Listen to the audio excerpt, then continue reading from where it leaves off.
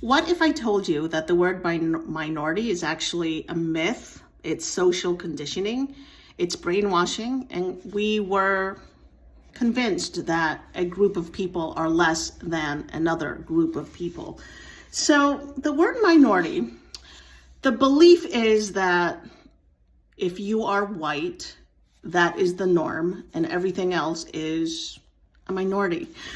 And that is conditioning at its worst. And 80% of the world has believed in this concept of minority. So let's challenge that a little bit. I started to notice this in the 2020 elections. There was an American politician by the name of Pete Buttigieg, and he's a white man. But what if I told you that he is as diverse as I am? It doesn't make sense to you, but let me break it down. So Pete Buttigieg is the son of immigrants. I'm the daughter of immigrants, but he's white. I'm Latina. So you might look at me and say, oh, you are a bigger minority than he is. Then we have the fact that he's a man and I'm a woman. So I'm automatically a woman. So I am a bigger minority than he is. Is that true though? I mean, the world has... it's safe to say that there are at least 50% of women in the world and about 50% of men, so it doesn't automatically make me a minority in comparison to him.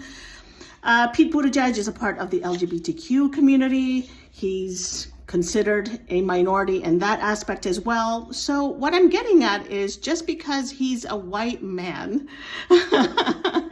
it doesn't mean that I'm automatically a minority in comparison to him. Why? Because, well, women are at least 50% of the population. White is not the norm. The world comes in all races and ethnic backgrounds. Let's take a look at Mandarin, for example. It's the world's most native spoken language in the world. Not a minority. Let's look at Blacks and Asians. They're not minorities either. Africa is a massive continent and 81% is Black. When you look at Spanish, it's the third most spoken language globally, and it's the second most spoken native language. There's nothing to prove that the concept of minority actually exists. The sad thing is that there's about 20.2% of white people in the world, and they have the other 80% believing that we're minorities. Well, it's not true. It's a concept. It's social conditioning, and it's brainwashing at its worst.